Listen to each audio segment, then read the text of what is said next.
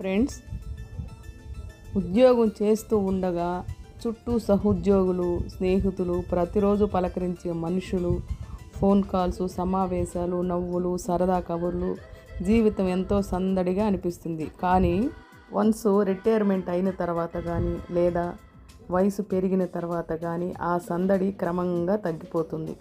కానీ రిటైర్మెంట్ అయిన తర్వాత లేదంటే పెద్దవాళ్ళు అయిపోయిన తర్వాత జీవితం ఒక్కసారిగా మారిపోయింది. రోజంతా ఇంట్లోనే మాట్లాడడానికి ఎవరూ లేరు. పాత స్నేహితులు ఎక్కడున్నారో కూడా తెలియదు. రోజు రోజుకి అతను మౌనంగా మారిపోతారు. ఇది గమనించిన పిల్లలు ఒకరోజు డాక్టర్ దగ్గరికి తీసుకెళ్తారు. అన్నీ విన్న డాక్టరు చిరునవ్వుతో ఒక ప్రిస్క్రిప్షన్ రాశారు. ఆ మందుల చీటీపై ఒక్క మాట మాత్రమే ఉంది. ఆ మాట ఏంటంటే ఫ్రెండ్స్, అంటే స్నేహితులు. పిల్లలు ఆశ్చర్యపోయారు. అప్పుడు డాక్టర్ అన్నాడు, ఇవాళ ఆయనకు మందుల కంటే ఎక్కువ అవసరం స్నేహితులు. పాత జ్ఞాపకాలు, పాత కబుర్లు, పాత అనుబంధాలే ఆయనకి ఇప్పుడు అవసరం. అది విన్న పిల్లలు వెంటనే చర్య తీసుకున్నారు. నాన్నగారికి ఫోన్లో వాట్సాప్ నేర్పించారు, ఫేస్బుక్ అకౌంట్ ఓపెన్ చేశారు. పాత స్కూల్ ఫ్రెండ్స్, పాత ఉద్యోగ సహచరులు, బంధువులు ఎక్కడెక్కడ ఉన్నారో అవన్నీ వాళ్ళకి చెప్పారు. చెప్పి అందులో ఎలా ఆపరేట్ చేయాలనేది నేర్పించారు. అందరినీ ఒక గ్రూప్లో కలిపారు. కొన్ని రోజుల తర్వాత ప్రతిరోజు ఫోన్ మోగుతూ ఉంటుంది.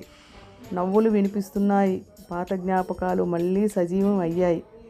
ఒకప్పుడు ఒంటరిగా కూర్చున్న రామయ్య ఇప్పుడు సంతోషంగా నవ్వుతున్నారు. కొన్నిసార్లు మందులు చేయలేని పనిని ఒక స్నేహితుడి పలకరింపు చేస్తుంది. మన ఇంట్లో ఉన్న పెద్దవారికి కూడా వారి పాత స్నేహితులను మళ్ళీ కలిపే ప్రయత్నం చేయాలి పిల్లలు. ఎందుకంటే వృద్ధాప్యంలో వారికి కావలసింది కేవలం మందులు, ఆహారం మాత్రమే కాదు, మనసుకు ఆనందాన్ని ఇచ్చే మనుషులు, స్నేహము, పలకరింపులు, ప్రేమ. కొంతమంది ఇటువంటి ఫ్రెండ్స్ ఇవి లేకపోతే ఒంటరితనంలోకి వెళ్ళిపోతారు. అలాంటి పెద్దవారికి ఇంట్లో ఉన్న ప్రతి ఒక్కళ్ళు సహాయం చేస్తే వాళ్ళు కొన్ని రోజులు జీవిస్తారన్నమాట.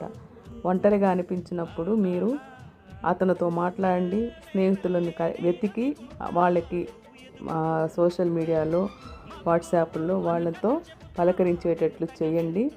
అదేవిధంగా మీ ఇంట్లో ఉన్న పెద్దవారికి ఈరోజే కొంత సమయం కేటాయించండి. వారి పాత స్నేహితులను మళ్ళీ కలపండి. ఎందుకంటే కొన్నిసార్లు జీవితంలో అత్యుత్తమ మందు అనేది స్నేహమే.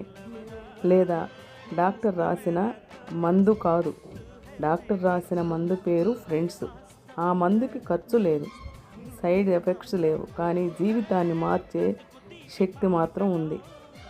కాబట్టి పెద్దలు అన్నారు, నా మిత్రం నా సౌఖ్యం. స్నేహితులు ఉంటేనే వయసు పెరుగుతుంది, కానీ మనసు మాత్రం యవ్వనంగానే ఉంటుంది. కాబట్టి మన పెద్దవాళ్ళని గౌరవిద్దాం. వాళ్ళ యొక్క పాత స్నేహితులని, పాత సహోద్యోగుల్ని, సహచరులని కలుపుదాం. వాళ్ళ ఆనందమే మన ఆనందం. దీనికి స్నేహితులే నిజమైన ఔషధం. హాస్పిటల్స్, మందులు కాదు. స్నేహం ఉన్న చోటే ఆరోగ్యం, ఆనందం, ఆయుష్. అవునంటారా కాదా? మనకి కూడా రేపు ఇదే జరుగుతుంది.